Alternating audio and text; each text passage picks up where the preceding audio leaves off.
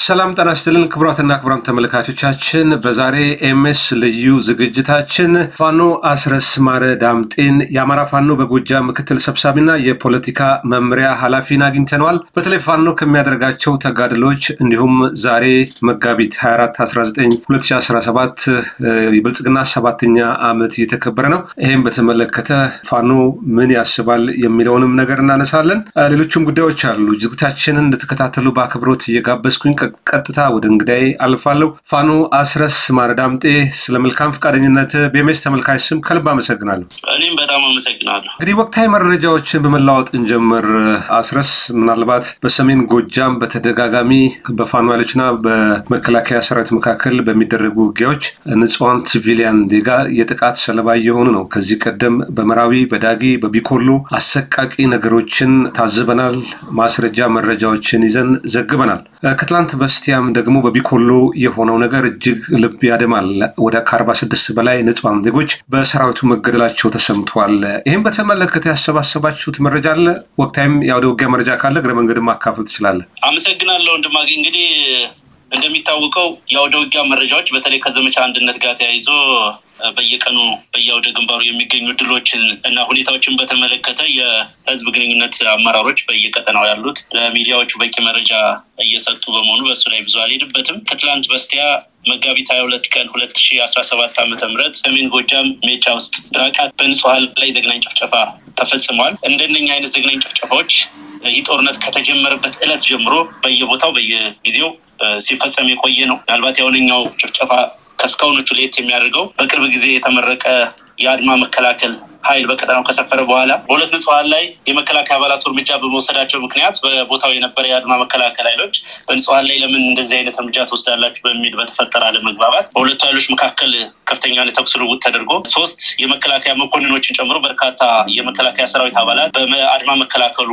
እርምጃ ተወስዶባቸው ይሄንን ሁኔታ ሊያረጋጋ የመጣ ወይም ደግሞ የመከላከያ አባሉ ሊያግዝ የመጣ ሌላ የመከላከያ ሬጅመንት በቀጠናው የነበሩ ንጹሃንን ጨፍጭፏል። በለቱ 46 ንጹሃን እንደተጨፈጨፉ ነው በሚዲያዎችም ተዘግቦ የነበረው። ዛሬ ባለን መረጃ መሰረት ይሄንን ቃለ ምልልስ ከመናደርግበት ሰዓት ድረስ በአጠቃላይ 48 ንጹሃን ከአንዲት አነስተኛ ከተማ ብራቃት ሰሜን ጎጃም ሰሜን ሜጫ ወረዳ ውስጥ ጨፍጭፏል። ላለፉት 7 ዓመታት በዚህ አይነት መንገድ ህዝብን በማሸበር በጉልበት በመጨፍጨፍ በባርነት ለመያዝ የሚደረግ የአብይ አህመድ አገዛዝ አካሄድ መሆኑን መታወቅ አለበት። ይሄ አገዛዝ እንግዲህ እድሜውን በአጭር ጊዜ ማሳጠር መቻል አለበት። ያካሉን በስተቀር ያለምንም ድንበር ያለምንም ምርጫ የትኛውንም አካባቢ ማህበረሰብ ከመጨፍጨፍ የማይመለስ መሆኑን በግልጽ የሚያመላክት ዘግናኝ ድርጊት ነው የተፈጸመው በቦታው። እንደ አማራ ፋኖ በጎጃም በአጠቃላይ እንደ ፋኖ ይሄንን አገዛዝ አፈሙዝ አዙረን ጠመንጃ አንስተን መታገል የጀመርንበት አንደኛው ምክንያታችንም ህዝባችንን ከህልውና አደጋ ለመታደግ በመሆኑ ይህ ድርጊት አካባቢንም ቀጠናንም የማይመርጥ በየትኛውም ቦታ እየተፈጸመ ያለና ነገም የሚፈጸም መሆኑን አውቆ ህዝቡ ከጎናችን እንዲቆም እና የንጹሃንን ደም በፍትህ አደባባይ እንድንበቀል ደራ ማለት ፈልጋለሁ በዚህ አጋጣሚ። መልካም እንግዲህ ወደ ወቅታዊ ጉዳይ እንለፍ። ምናልባት ዛሬ መጋቢት 4 2017 የብልጽግና 7ኛ ዓመት አገራዊ ለውጡ እውን የሆነበት በሰልፍም በስብሰባም በጭፈራ በዳንኪራ ሲከበር ተመልክተናል። በተለይ በኦሮሚያ ከለቀምት ጀምሮ ሸገር ላይ ሲከበር ታዝበናል። የብልጽግና አመራሮችም ከፍተኛ ዲስኩር መገናኛ ብዙሃን ቀርበው እየሰጡ ነው። የብልጽግና አውሮፕላን ከማኮኮ ከፍታው ተነስቷል። ስለዚህ የለውጡን ትኬት ገዝታችሁ በአውሮፕላኑ ተሳፈሩ የሚል ምላሽ ለህዝቡ እየሰጡ ነው። መሬት ላይ ያለው በተቃራኒ ነው። ብዙ የፖለቲካ ኢትዮጵያ ውስጥ የሚገኙ ከ6 በላይ በሰላማዊ ትግል የሚያምኑ የፖለቲካ ፓርቲዎችን አነጋግረን ኢትዮጵያ እንዲህ አይነት የጨለማ ዘመን ገጥሟት አያውቅም የሚል በእነሱ በኩል ምላሽ ሰጥተዋል። በዚህ 7 ዓመት የብልጽግና ትሩፋት የሚሉን ዘርዝረዋል። ምናልባት በእናንተስ በኩል ይህንን ዛሬ የብልጽግና በዓል አከባበርን በተመለከተ ትዝብትህ ምንድን ነው?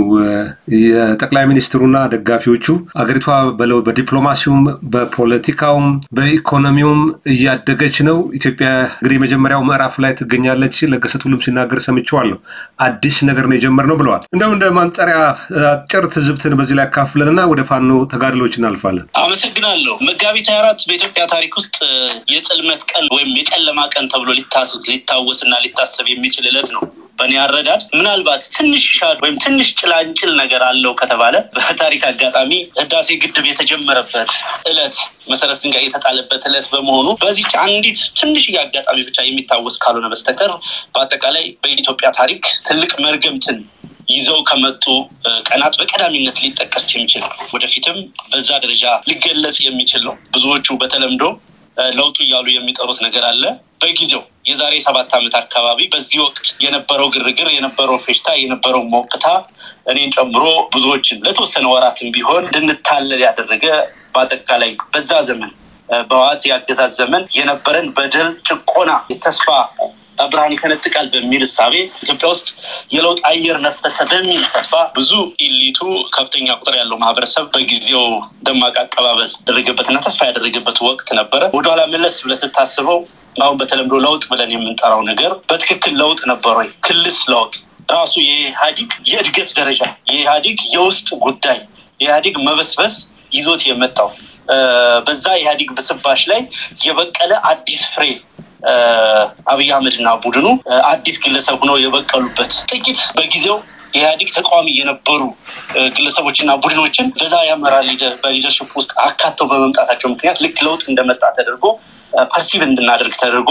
ኢትዮጵያውያን በከፍተኛ ሁኔታ የተሸወዱበት ጊዜ ነው። በንጽጽር ብታየው የዛሬ 7 ዓመት ሀገሪቷ የነበራት ነገርና ዛሬ ያለን ነገር በዛ ዘመን የምንታገለው አካል የሆነ ፖሊሲ ያለው የሆነ ስትራቴጂ ያለው ልትቃወመው ልታነሳበት የምትችል መጥፎም ነገር ጥሩም ነገር ያለው ሲሆን አሁን ግን በአንድ አብይ አህመድ በተባለ ግለሰብ የቅጀት መንገድ ውስጥ የሚመራ ፖለቲካ በዛ መንገድ ውስጥ የሚሄድ መጨበጫ የሌለው ነገ ምን እንደሚናገር ዛሬ ምን እንደሚናገር ነገ ምን እንደሚሰራ መገመት እንኳን የማትችልበት ሁኔታ የተፈጠረበት ነው። አብይና በዙሪያው የሰበሰባቸው ግለሰቦች በጣም አጭር ፖለቲካ እይታ ያላቸው የፖለቲካ ድንቆች ብዙዎቹ ራሱ አብይ አህመድን ጨምሮ ከእግረኛ ወታደር ቤት ያደገ የአብይ አህመድ የአማራ ክልል ወኪል የሆነው አረጋ ከበደ ሚሊሻ የነበረ እነ አብርሃም በላይ እነ ተመስገን ጥሩነህ እግረኛ ወታደሮች የነበሩ እነኝህንና መሰል ግለሰቦችን በመሰብሰብ በአጠቃላይ ለኢትዮጵያ ለነሱ አቅም ለነሱ ወርድና ቁመት በእጅጉ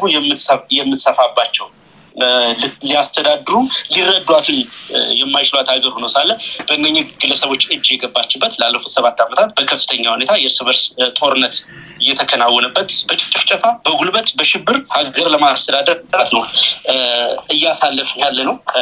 የዛሬ 7 ዓመት አብይ አህመድ ስልጣን ላይ በወጣበት ጊዜ በርካታ ነገሮችን ለስልጣን ቃል ሲገባ ነበረ። በጣም ብዙ ነገሮችን አሁን ካነሳው አንፃር ለምሳሌ ኢኮኖሚያዊ ጉዳዮችን ልናነሳ እንችላለን። በዲፕሎማሲ ረገድ የሚነሱ ነገሮች ባለፉት 7 ዓመታት የተፈጸሙትን ልናነሳ እንችላለን። በሰላምና ጸጥታ በዲሞክራሲ በተለይ በኢኮኖሚ ጉዳዮች ያሉትን ብናነሳ ዛሬ ላይ ከፍተኛ በሚሊዮን የሚቆጠር ስራ አጥ ወጣቶች ያሉበት ስራ አጥነታቸው ብቻ ሳይሆን ውሎ ማደራቸውን ወጣው መግባታቸውን እርግጠኛ የማይሆኑበት ሁኔታ የሀገሪቱ የእድገት ደረጃ በከፍተኛ ሁኔታ ያሽቆለቆለበት ጊዜ ነው።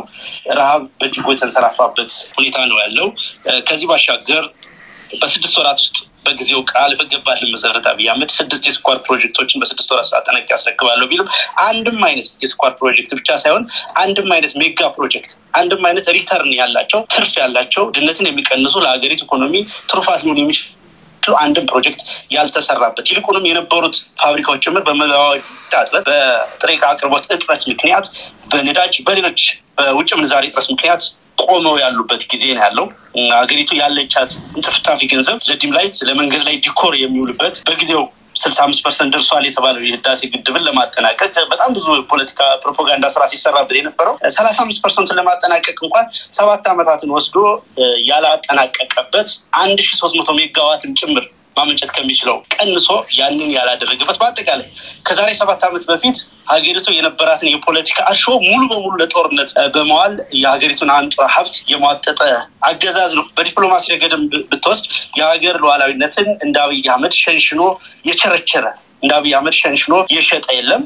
የግዛት ሉዓላዊነትን ፖሊሲ ሉዓላዊነትን ዛሬ በአንድ አርሶ አደር በሚገዛው ማዳበሪያ ዋጋ ላይ ወርልድ ባንክና አይኤምኤፍ ውሳኔ እንዲሰጡበት የሚያደርግ ከፍተኛ የፖሊሲ ሰረንደር ያደረገ ቡድንና አገዛዝ ነው። የኢትዮጵያ በጎረቤት ሀገሮቿ እንደ ተኳሽ የምትታይበት ከዚህ ቀደም አንከር ስቴት የነበረች በአፍሪካ ውስጥ በምስራቅ አፍሪካ ውስጥ ተሻለ ተሰሚነት እና ዲፕሎማሲ አቅም የነበራት ሀገር ዛሬ ላይ ህዝቧም ጭምር እንዲጠላ የሆነበት ዘመን ላይ ደርሰናል። ሰሜን ሱዳን፣ ደቡብ ሱዳን በጣም በርካታ በዙሪያው ያሉት ሀገሮች ምናልባትም ከኬንያ በስተቀር አብዛኞቹ የኢትዮጵያን ቴሪቶሪያል ኢንቴግሪቲ የነኩበትና ይህንን ሶቨርኒቲዋን ደግሞ ዲፌንድ ለማድረግ ያልተሞከረበት ለህዝብ ይፋ ያልተደረገበትን ዘመን አሳልፈናል። አሁንም እያሳለፍን ምናልባት የኬንያውን ቢሆን እዚህ ከሳፋሪኮም ውልና ፕሮጀክት ጋር ተያይዞ ባለ የጥቅም ትስስር ምክንያት ሊሆን ይችላል ያ ነገር ያልተፈጠረው። በታሪክ ሶማሊያ ውስጥ የግብጽ ኢጂፕት ኤር ተንቀሳቅሶ አያውቅም። እንደሚታወቀው የቱርኮች አየር መንገድና የኢትዮጵያ አየር መንገድ የሚንቀሳቀስ የነበረው ዛሬ ኢጂፕት ኤር በሶማሊያ የሚንቀሳቀስበት ያ ብቻ ሳይሆን ግብጽ ወታደራዊ መሬት ላይ ወታደራዊ ቤዝ እንዲኖራት ሶማሊያ ውስጥ ያስቻለ ትልቅ የሆነ የዲፕሎማሲ ኪሳራ ያስተናገደችበት ሁኔታ ነው የተፈጠረው። በሌላ በኩል ልዩ ተጠቃሚ ያደርግ የነበረው የአጓ የአሜሪካኖቹ ፖሊሲ የተነሳበት ኢትዮጵያ በከፍተኛ ማዕቀብ የተመታችበት ባለፉት ጊዜ በጥቅሉ በሴኩሪቲ ካውንስል ደረጃ እንኳን 15 ጊዜ በላይ በኢትዮጵያ ጉዳይ በስብሰባ የተቀመጡበት እንደሚታወቀው በሴኩሪቲ ካውንስል ውስጥ የክራይም አጌንስት ሂውማኒቲ ዋር ክራይም በሚባሉ አጀንዳዎች አብይ አህመድ እዚህ ሀገር ላይ በሚፈጥረው የሽብር ተግባር ምክንያት የተባበሩት መንግስታት የጸጥታው ምክር ቤት ኢትዮጵያን አጀንዳ ያደረገበት ወቅት ነው የሚገኘው። ምናልባት ኢትዮጵያ በዓለም አቀፍ መድረክ በዩኤን መድረክ በዚህ ደረጃ አጀንዳ ሆና የምታውቀው ከ40 ዓመታት በፊት በነበረው ፋሚን ወይም የረሃብ ምክንያት ካልሆነ በስተቀር ኢትዮጵያ ውስጥ ላለፉት የተፈራረቁ አምባገነን መንግስታት ጊዜ እንኳን በዚህ ደረጃ አጀንዳ ሆና በዚህ ደረጃ በሰብአዊ ጭፍጨፋ በጦር ወንጀለኝነት አጀንዳ ሆና የማታውቅበት ጊዜ ነው። በአጠቃላይ ሀገሪቱ ያላትን የዲፕሎማሲ እርሾ ሙሉ በሙሉ የተሟጠጠባቸውን አመታት ተቆርጥሞ ያለቀበትን ጊዜ ነው ያሳለፍነው። በሰላምና በጸጥታ በሌሎች ወታደራዊ እንቅስቃሴ ብትወስድ ከዚህ ቀደም በርካታ ጀግኖችን ያፈሩ የነበሩ የኢትዮጵያ የሚሊታሪ አካዳሚዎች ዛሬ ላይ የአሸባሪዎች ማምረቻ ሆነው ይሄንን ምለው ለምንድን ነው ከነኚህ የሚሊታሪ ተቋማት የሚወጡ የሚመለመሉ የሚመረቁ የሰራዊት አባላት ዛሬ በየቦታው በየቀጠናው እናቶችን፣ አዛውንቶችን፣ ህፃናትን በግፍ የሚጨፈጭፉበት ያለምንም ርህራሄ ምላጭ ወደ ንጹሃን የሚስቡበት ነባራዊ ሁኔታ ተፈጥሯል። ይሄ እንዲፈጠር ያደረገው አብይ አህመድና በዙሪያው የሰበሰባቸው ግለሰቦች ናቸው። ዛሬ ላይ መከላከያን መለየው መልበስና የአንድ አሸባሪ ቡድን መለየው መልበስ አቻ በሚሆንበት ደረጃ ምናልባትም አንድ አሸባሪ ቡድን አባል ከሚፈራበትም ደረጃ በላይ አሰቃቂ እና አስፈሪ የሆነ ሰራዊት እንዲፈጠር አድርጓል። በዓለም ታሪክ በዘመናዊ ዓለም ታሪክ ብዙ ህዝብ በርስ ጦርነት በመግደል ጥቁር ታሪክ ጽፏል አብይ አህመድ ላለፉት 7 ዓመታት በተደረገው ጦርነት። ይህ ለዘመናት ሲታወስ የሚኖርበት ነው የሚሆነው። ለውጡ በተባለበት ጊዜ የእስር ቤት በር መከፈት፣ የነጻ ፕሬስ መምጣት ብዙዎቻችንን እንዳታለለ ሁሉ ዛሬ ላይ ቶርቸር በድብቅ ይደረግ የነበረው ቶርቸር በአደባባይ እናት አባት እያዩ ልጆች፣ ወጣቶች፣ ህፃናት በአደባባይ የሚረሸኑበት ቶርቸር የሚደረግበት ህዝብ በተሰበሰበበት ግድያዎች የሚፈጸሙበት ጋዜጠኞች፣ የምክር ቤት አባላት፣ ኢሚኒቲ ያላቸው ጭምር በኮንሰንትሬሽን ካምፕ የሚታሰሩበት በእስር ቤትም እንደው በሐሰተኛ ክስም አይደለም በኮንሰንትሬሽን ካምፕ ለወራት የሚታጎሩበትን አስከፊ ዘመን እያሳለፍነው። አንዳንዶቹ ምናልባት ዛሬ ፕላትፎርሙ ስለፈቀደ የሶሻል ሚዲያ ፕላትፎርም ስላለ በየቦታው ሆነን የምንፈልገውን ሀሳብ ስለምንጽፍ ስልካችን ላይ ስለምናስቀምጥ የፕሬስ ነጻነት የሚዲያ ነጻነት ያለ ይመስላችኋል? ላለፉት 7 ዓመታት ከ300 በላይ ጋዜጠኞች የታሰሩበትን ነባራዊ ሁኔታ ያሳለፈች ሀገር ነው ያለችው። አጠቃላይ አብይ አህመድ እስካሁን በሄደበት ርቀት እነኚህንና መሰል ሌጋሲዎችን ነው እየጣለ ያለው ብሎ በአጭሩ መግለጽ ይቻላል። በጣም አመሰግናለሁ ፋኖ አስረስ። ወደ ቀጣይ እንለፍ። የፋኖ የህልውና ትግል ጋር ተያይዞ ነው ምናልባት በዚህ በዘመቻ አንድነትን ናንሳ። ዘመቻ አንድነት ያስገኘው ውጤት እንዴት ይገለጻል? ከዚህ ጋር ተያይዞም ፖለቲካዊ ውህደትና አንድነት በቅርቡ ይታሰባል ብለህ ምናልባት መረጃዎች ካሉ ታካፍለን ትችላለህ? እንግዲህ ዘመቻ አንድነት ከዚህ በፊት በተለያየ ጊዜ በርካታ ዘመቻዎችን ስናደርግ ቆይተናል። ይሄኛው ዘመቻ አንድነት ከሌሎቹ ለየት የሚያደርገው በተመሳሳይ ወቅት በተመሳሳይ ጊዜ በሁሉም ፋኖ የሚንቀሳቀስባቸው ቀጠናዎች የፋኖ አመራሮች በጋራ በሰጡት ወታደራዊ ስምሪት መነሻነት ያንን ትዕዛዝ ጠብቆ በዛ ዲሲፕሊን መሰረት የተደረገ ዘመቻ መሆኑ በርካታ ትሩፋቶችን ያመጣ ነው። መግቢያ ላይ እንዳነሳሁት የዘመቻ አንድነቱን የየዕለት እንቅስቃሴና ውጤት በተመለከተ በየጊዜው እየተገለጸ ነው። ጥቅል ሪፖርትን በአማራ ፋኖ በጎጃም ወታደራዊ መምሪያ በኩል የቀረበ ሪፖርት ስላለ እሱ ላይ መመልከት ይቻላል። በርካታ ትሩፋቶችን አምጥተዋል። ቢያንስ በዓለም አቀፍ ተደራሽነት ባላቸው ሚዲያዎች በኩል እያደረግነው ያለው ተጋድሎ ትልቅ ሽፋን እንዲያገኝ ምክንያት ሆኗል። በዚህ ቀጠና እንቅስቃሴ ለሚያደርግ የትኛውም የፖለቲካ ኃይል ወይም የፖለቲካ አካል በእርግጥም በአንድነት እንደተሰለፍን በእርግጥም ለተሻለ ኮዝና ዓላማ እየተንቀሳቀስን መሆኑን በሚገባ ያረጋገጥበት ያሳየንበት ዲሲፕሊን የሆነ ሰራዊት ቼን ኦፍ ኮማንድን የሚጠብቅ ኃይል ያለን መሆኑን ያሳየንበት በእኛ እቅድ በእኛ ስሌት ተዋግተን ውጤት ማምጣት እንደምንችል ያረጋገጥንበት እና ሌሎች በርካታ ውጤቶችን መዘርዘር ይቻላል። ከዚህ ጋር ተያይዞ የተነሳው የአንድነት ጉዳይ ከዚህ ውስጥ በተደጋጋሚ እንደተናገርኩት ፋኖ ኃይሎች የትግል ስትራቴጂያቸው፣ ታክቲካቸው፣ ትግል ዓላማቸው፣ ግባቸው፣ የትግል ስልታቸው እና ሌሎች መሰረታዊ የሚባሉ ጉዳዮች ላይ ይለው የሚባል ልዩነት የለም። የቀረው ነገር ቢኖር የጋራ ሊደርሺፕ ወይም የጋራ አመራር መፍጠር ነው። ይሄ ቴክኒካዊ ጉዳይ ነው። ይሄንን ጉዳይ ማሳካት ያስፈልጋል። ልክ ነው። የጋራ መሪ ያስፈልገናል፣ የጋራ አመራር ያስፈልገናል። በዛ የጋራ አመራር መሰረት የጋራ ጉዳዮች የሚወሰኑበት የሚተገበሩበትን አውድ መፍጠር ለነገ የሚባል ጉዳይ አይደለም። በሱ ላይ ስራዎች እየተሰሩ ነው። 24 ሰዓት ስራዎች እየተሰሩ ነው። እንግዲህ ከውጤቱ ጋር ብንገናኝ የተሻለ ነው የሚሆነው። ዞሮ ዞሮ ብዙዎቹ ጥያቄ እንደመሆኑ መጠን ለዛ ጥያቄ በቂ ምላሽ ደው ለይምሰል በችኮላ በሌላ መንገድ ጫናዎችን በመስጋት በድረስ የሚመሰረት ሳይሆን በደንብ የጸና በዘላቂነት የአማራን ህዝብ የሚያታግል አንድ ድርጅት በመፍጠር ሂደት ላይ ነው የምንገኘው። ዳዩ ሲጠናቀቅ በሚመለከተው አካል በኩል ይፋ ይደረጋል። መልካም። ያው ይህን ጥያቄ ያነሳሁት ምናልባት በጊዜ ገደብ ማስቀመጥ ከተቻለ ህዝቡ እንደ የምስራች አድርጎ የብስራት ዜና አድርጎ ነው የሚቆጥረው እና ባለፈው ከማርሸት ጋር ስናወራ ከ190 አልቋል፣ ቀሪው 10% ቴክኒካል የሆኑ ነገሮች ናቸው ብሎ ነበረ። የፋኖ በአንድ ድርጅት በአንድ ቅርጽ መምጣት በወታደሩም በዲፕሎማሲውም በህዝብ ግንኙነቱም የራሱ አዎንታዊ ሚና ስላለው ለዛ ብዙ ሰዎች በጉጉት የሚጠብቁት ለዛ ነው። ለምሳሌ ከዚህ ጋር በተያያዘ ፋኖ አንድ ወጥ አደረጃጀት ቢኖረው የጋራ አመራር ይኖረዋል።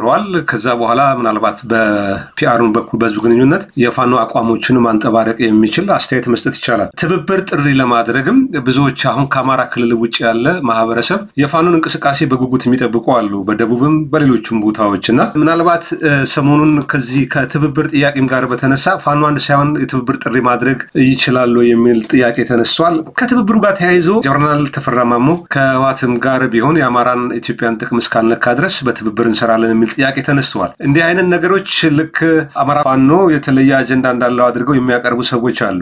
እንደው ከአንድነቱም ከትብብሩም ጋር በተያያዘ እንደው ጠቅለል ያለ የፋኖ አቋም ወይም በጎጃም ወይም በተነጋገራችሁበትም በግልም ሀሳብ መስጠት ትችላለህ። ምንድን ነው እዚህ ላይ ያላችሁ ሀሳብ? እንግዲህ እንደነኛ አይነት እንዳነሳው ነው አንድ ድርጅት የሚያስፈልገን እንደነኛ አይነት ንግግሮችንና አስተያየቶችን ሁሉንም ገዢ በሆነ መንገድ እንዲገለጹ ነው። እንዳነሳው ልብ በመሰረታዊነት በመካከላችን ነው የሚባል ልዩነት ወይም ደግሞ ነው የሚባል የፖሊሲ የሪዮት ዓለም የሌላም ያሰላልፍ ልዩነት ባይኖር በራሳቸው እያንዳንዷ ከመሪው እስከ ታችኛው አካል ድረስ እንደነኛ አይነት እና ሌሎች መሰረታዊ ጉዳዮች ላይ እና ወጥ የሆነ አቋም ለመያዝ አንድ የጋራ አመራር መፍጠር ያስፈልገናል። አንዱም የሚያስፈልግበት ምክንያት ነው። ያም ሆነ ግን ሰሞኑን ጀነራሉ ከተናገሩት ነገር ጋር በተገናኘ የምሰጠው አስተያየት ቢኖር ካነሳው አይቀር ብዙዎቹ አንድን ድርጅት ጠቅሰው አንስተው ልክ በልጅነታችን ይሄን ከነካ ጭራቅ ይበልሃል ወይ ከነካ እንዲት ሆናለህ ህፃን እያለን እንደምንስፈራራው አይነት በዛ ልክ ነገሩን ዝቅ አድርገው የሚያዩ አካላት አሉ።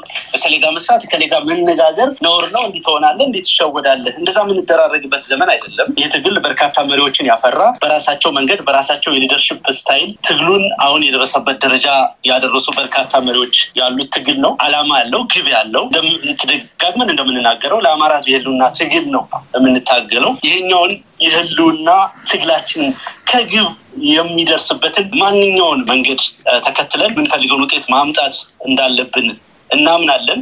የተነሳ ሂሳብ ልናወራረድ አይደለም። ሂሳብ ልናወራረድ ሳይሆን በዚህ ሀገር ላይ ፍትህና ርትዕ የሰፈነበት ስርዓት እንዲመሰረት ነው። ብዙዎቹ እንግዲህ ፍትህ ሲባል ትላንት በታሪክ አጋጣሚ ስልጣን ላይ የነበሩ አካላት በዚህ ህዝብ ላይ ያደረሱትን በደል ጭምር በፍትህ አደባባይ መፋረድ አንደኛው መዳረሻ ነው። የትግል ነገ የህዝብ ተመልሶ እንዳይበደል ሌላ የግፍ ዑደት ውስጥ እንዳይገባ ማድረግም ሁለተኛው ግቡ ነው የሚሆነው።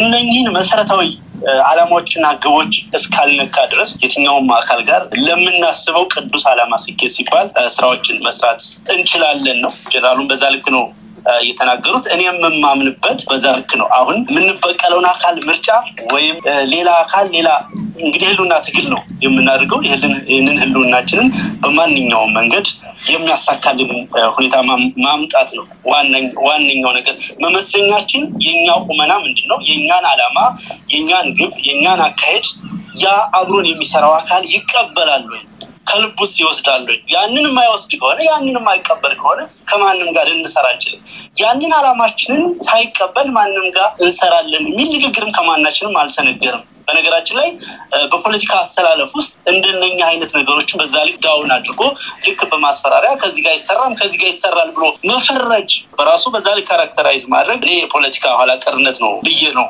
ማስበው በንግግራችንም በተግባራችንም ለአንድም ቀን የአማራን ጥያቄ ኮምፕሮማይዝ አድርገን አናውቅም ልናደርግም አንችልም የሚታወቁትን የአማራ ጥያቄዎች ከግብ የሚያደርሱ ከዳር የሚያደርሱ እንቅስቃሴዎችን እንቀጥልባቸዋለን ይሄንን ኮምፕሮማይዝ አድርጉ የማይለን አካል ጋር ነገር ግን አንድ ነገር የሚጨምርልን አንተ ተጨማሪ ነገር የሚያመጣልና አካል ጋር አብረን እንሰራለን እንደሚታወቀው ይህ ሀገር አማራው ብቻ አይደለም ይህ ሀገር ፋኖ ብቻውን ታግሎ ነፃ ሊያወጣው የሚችል አይደለም የብዙ የፖለቲካ ኃይሎች የጋራ ርብርብ ውጤት ነው እዚህ ሀገር ላይ ዘላቂ ሰላምና ጸጥታ ሊያመጣ የሚችለው ያ እንዲሆን መስራት ያስፈልጋል ብዙዎቹ ስማቸው የሚጠቀስ ድርጅቶችም ሆነ ሌሎች ዋንኛው እኛ ጋር ለመስራት ትልቁ መዘኛ ሊሆን የሚችለው በእነሱ ኮንስቲትዩንሲ እንወክለዋለን በሚሉት ህዝብ በኩል ያላቸው ፖለቲካዊ ውክልናና ዕውቅናም ነው ሌላኛው መመዘኛ ያንን ኮንሲደር እስካደረገ ድረስ የትኛውም ኢትዮጵያውያን ጋር የትኛውም ኢትዮጵያ ፖለቲካ ኃይሎች ጋር በጋራ መስራት ምንም ነውርነት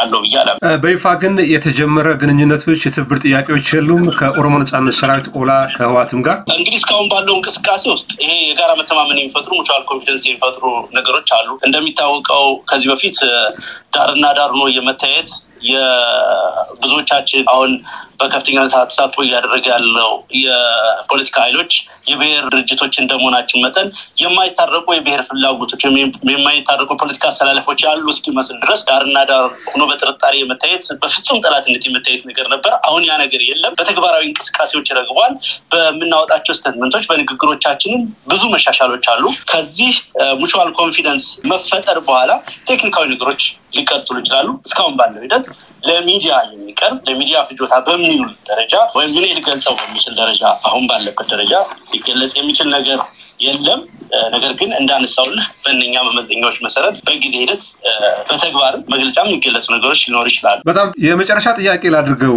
አስረስ እንግዲህ ለኤምኤስ በደረሰው የውስጥ መረጃ ብሔራዊ ምክክር ኮሚሽኑ መጋቢት 5 2017 በባህር ዳር ከተማ የአጀንዳ የማሰባሰብ ጉባኤ እንደሚያደርግ ታውቋል ለዛ ጉባኤ ተሳታፊ የሚሆኑ ተብለው በአማራ ብልጽግና የተመረጡ ሰዎች አሉ ከሰሜን ወሎ በሁሉም ወረዳዎች ለሚገኙ ከንቲባዎች አስተዳዳሪዎች የፖለቲካ ኃላፊዎች ጭምር ጥብቅ ከሆነ አደራ ጋር መመሪያ ተሰጥቷል ይሄ ምክክር ኮሚሽን በባህር ዳር መካሄዱ በጽንፈኛው ላይ የምናሳየው ፖለቲካዊ ድል ስለሆነ በእግረ ሜዳችሁን ትታችሁ በየብስ እንዳትጠቀሙ አውሮፕላን ቆርጣችሁ ባህር ዳር ተገኙ ይሄ ወሳኝ ነው ጽንፈኛውን አደባባይ ላይ የምናሰጣበት ነው የሚል የውስጥ መረጃ ለኤምኤስ ደርሶት ነበር ከዛው ከብልጽግና አመራሮች ይሄንን እንዴት ተረድታችሁታል ባህር ዳር ላይ የሚካሄደው አጀንዳ ማሰባሰብ ጦርነት በሚካሄድበት ሰሞኑን ባወጣችሁት መግለጫ የብልጽግና መዋቅር በአማራ ክልል ፈርሷል ጸጥታ ኃይሉም ጸጥታ መዋቅሩም ጭምር ፈርሷል ባላችሁበት ሁኔታ አጀንዳ ስብሰባው መረጣው በምን መልኩ ነው ሊካሄድ የሚችለው ብልጽግና ያዘጋጀው እንደሆነ ለኤምኤስ የደረሰው መረጃ ያሳያልና እዚህ ላይ አጭር አስተያየት ስጠና እናጠቃል ግልጽ ነው እንግዲህ ለኤምኤስ ደረሰ ያልከው መልእክት ይዘቱም እንደሚያመላክተው ጽንፈኛውን ራቁት እናስቀራለን ባህር ዳር ላይ በመሰብሰብ ማለታቸው በእርግጥ መልማቸው ባህር ዳር ላይ መሰብሰብ እንደሆነ በግልጽ የሚያመላክት ነው መፍረሳቸው በግልጽ የሚያመላክት ነው የአማራ ክልል የሚባለው ግዛት ባህር ዳር ከተማ ብቻ አይደለም በርካታ ከተሞችን የሚያቀፍ ከ170 በላይ ወረዳዎችን የሚይዝ ነው በእነኚህ በ170ዎቹ ወረዳ ምናልባት ከአራት ከአምስቱ በስተቀር አንዱም ላይ መንግስታዊ አገልግሎት መስጠት የማይችል አገዛዝ ነው ያገዛዝ ፈርሷል ተጠናቋል መኖሩን ለማሳየት እንግዲህ ጠቅላይ ሚኒስትሩን በቅርቡ ሲያደርግ እንዳየ ነው ባህር ዳር ላይ ብስክሌት በመንዳት በእርግጥም የአማራ ክልል መንግስት በህይወት መኖሩን ለማሳየት ከፍተኛ ጥረት ይደረጋል ብዙ ሽርጉዶች ይደረጋሉ ለእያንዳንዱ በነገራችን ለዚህ አጀንዳ ለሚሰባሰብ አባል እያንዳንዱ እስከ 30,000 ብር ድረስ አበል በመክፈል ነው የሚመጡት። ፎዛት ማተር ከየወረዳው መጡ ይባላል እንጂ የብልጽግና አመራሮች የራሳቸውን የስጋ ዘመዶች እየሰበሰቡ በአውሮፕላን እየጫኑ የሚያመላልሱበት ነው። ስለ ምክክር ኮሚሽን ስለተባለው አካል ከዚህ በፊት እንደገለጽነው ፖለቲካ ድለላ ስራ የሚሰራ አካል ነው። አብይ አህመድን ፕሬዝዳንት አድርጎ ወይም በሌላ የሚመኘውን ነገር አድርጎ ማጠናቀቅ ፕሮጀክት ይዞ የተነሳ ስብስብ ነው። ለዚህ ሀገር ሰላምና ደህንነት ጸጥታ አንዳችም ፋይዳ የሌለው በተዋጊ ኃይሎች ወይም ደግሞ ፖለቲካ ተሳትፎ እያደረግን ባለን ኃይሎች ይሁንታ ያልተመሰረተ ምንም አይነት ፖለቲካዊ ግብ እና ሰላም ብሔራዊ መግባባትን ሊያሰፍን የማይችል ቡድን መሆኑ ይታወቃል። መስራታው ጊዜ አብይ አህመድ እንደተናገረው ሽግግር የሚባል ነገር የለም፣ እንዲህ የሚባል ነገር የለም። አስቀድሞ አጀንዳውንም ጭምር ሴት የተደረገለት ስብስብ ነው። በራሱ መልእክቱም ይዘቱም በአውሮፕላን እንጓጓዛለን ማለታቸው፣ ባህር ዳር ላይ በመሰብሰብ ፖለቲካ ስራ እንሰራለን ማለታቸው መሸነፋቸው በትክክል የሚያሳይ ነው። ፖለቲካ በጣም አመሰግናለሁ። እንግዲህ ብልጽግና 7ኛ ዓመት ላይ ስለተገናኘን ምናልባት በ8ኛ ዓመቱ ከናንተ ምን ይጠበቃል? ብልጽግና ለአባላቶቹና ደጋፊዎቹ የአየር ላይ ባስ ገጥመናል፣ ከአፍሪካ ብቸኛዋ የተለየች አገር እናደርጋታለን፣ ተወንጭፈናል እያሉ ነው። ምናልባት በ8ኛ ዓመት መልእክት አለ ለብልጽግና አባላትና ደጋፊ? መሽቷል። ጀምበሯ ለመጨረሻ ጊዜ ሳትጠልቅ ከንጹሃን ጎን ከፍትህ ጎን እንድትቆሙ ጥሪ ማቅረብ እፈልጋለሁ። ብልጽግና የሚባለው ስብስብ የአንድ የሚቃዥ ግለሰብና ጥቂት በዙሪያው የሰበሰባቸው ግለሰቦች ቅዠት እንጂ ፓርቲም አይደለም። የፖለቲካ ቁመናም የለውም። ኢትዮጵያን የመምራት አቅምም የለውም። ይህችን ሀገር ወደ ጽልመት ሙሉ በሙሉ ይዞ ከመግባቱ በፊት ከህዝብ ጎን እንድትቆሙ በዚህ አጋጣሚ ብልጽግናን ለምትሉ ሰዎች ጥሪ ማቅረብ ፈልጋለሁ። በጣም አመሰግናለሁ። ፋኖ አስረስ ማረዳምጤ የአማራ ፋኖ በጎጃም ምክትል ሰብሳቢና የፖለቲካ መምሪያ ኃላፊ ከኤምኤስ ጋር ባደረገው ቆይታ ለሰጠን መረጃም ማብራሪያም በተመልካች ስም ከልብ አመሰግናለሁ። ክቡራትና ክቡራን ተመልካቾቻችን ከፋኖ አስረስ ማረዳምጤ ጋር ያደረግነው ውይይት ይህንን ይመስል ነበር። አብራችሁን ስለነበራችሁ ምስጋናችን ከልብ ነው። ሰላም።